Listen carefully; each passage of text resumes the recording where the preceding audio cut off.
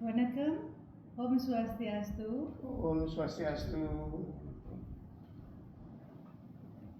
Bapak Kobalen, saya juga ingin bertanya bahwa banyak orang ketika kesusahan hatinya, ketika ada masalah, menemui para pendeta, dan para pendeta itu menyarankan untuk melaksanakan upacara ini dan itu, tapi upacara sudah dilakukan dengan baik, tapi apa yang terjadi itu terjadi, tetap terjadi, masalah tidak kunjung selesai.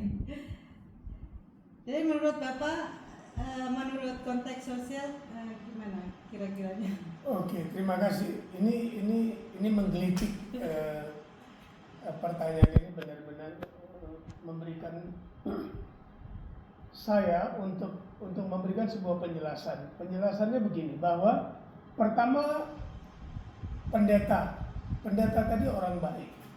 Mereka belajar untuk menjadi pendeta dan setiap ketika orang datang bertanya dia harus memberi jalan. Dia harus memberi pencerahan. Kalau tidak orang yang datang itu kecewa. Sehingga menurut dia, ya kamu tolong lakukan upacara ini, kamu tolong lakukan puja ini, kamu tuang minyak di Nawakargam 9 Sabtu, itu dia lakukan. Nah, kita dengan penuh bakti melakukan itu. Pertanyaannya tadi, kenapa masalah yang saya sampaikan setelah saya lakukan ini semua tidak selesai? Jawabannya tidak akan selesai. Karena karma itu adalah perbuatan. Karma itu, kalau kita bicara perbuatan, ada perbuatan baik, syubha karma, ada perbuatan tidak baik, asyubha karma. Perbuatan baik akan menghasilkan yang baik. Perbuatan yang tidak baik akan menghasilkan tidak baik. Alangkah ironisnya, kita punya utang dengan orang, kita nggak bisa bayar, terus kita melakukan upacara. Apakah utangnya bisa terbayar? Tidak bisa. Utangnya harus dibayar. Ini material. Kemudian ada bukan material, tapi sosial dan perasaan kita. Kita selalu melakukan banyak hal, bahkan kadang-kadang pendeta menyarankan kamu puasa sekian lama, kamu vegetarian sekian lama, jangan makan ini, kamu puja jam ini, kamu meditasi jam ini. Juga tidak terselesaikan. Kenapa? Karena hutang kita adalah pada dewa dan pada keakuan kita yang disebut keakuan ini namanya bukan ego tapi atma. Karma winai. Akibat buruk dari perbuatan kita yang dilahirkan oleh pikiran, perkataan dan perbuatan tidak bisa diselesaikan dengan doa. Tidak bisa diselesaikan dengan upacara. Ini hanya bisa diselesaikan dengan introspeksi diri dan merubah yang tidak baik tadi menjadi baik.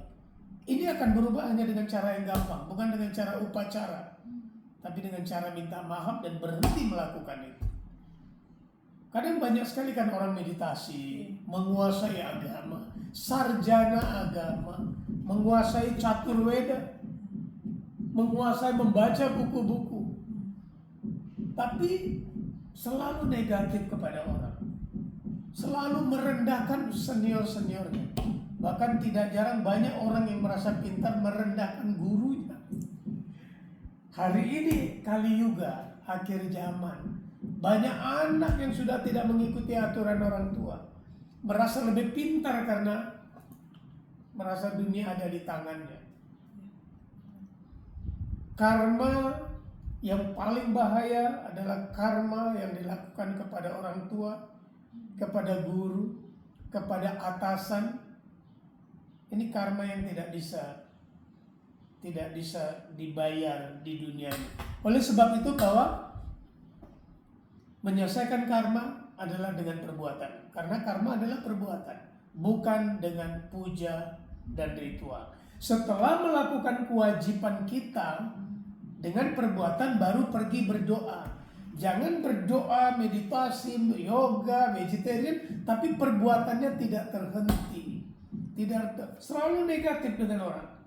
Bahkan yang paling bahaya, orang yang selalu tidak berhasil dalam usahanya. Rezekinya jinak-jinak merpati, nggak berhasil. Karena ini tipe orang yang suka memfitnah orang, menjudge orang dengan negatif tanpa faktanya menurut perasaan dia. Kalimatnya, menurut perasaan dia. Karena dia menggunakan rasanya, atmanya marah. Manasachike drogom pandade, mendurhakai jiwanya sendiri. Maka untuk ini tidak ada satupun puja yang bisa menyelesaikan karma yang dia lahirkan dari memfitnah orang. Karena itu saya mengasih resep untuk menghindari kita bebas dari penyakit AIDS, angku, iri, dengki, dan sirik. Bayarnya dengan duit, doa, usaha, iman, dan takwa. Terima kasih. Terima kasih atas penjelasan Pak Kepala. Oh, Santi. Santi. Oh.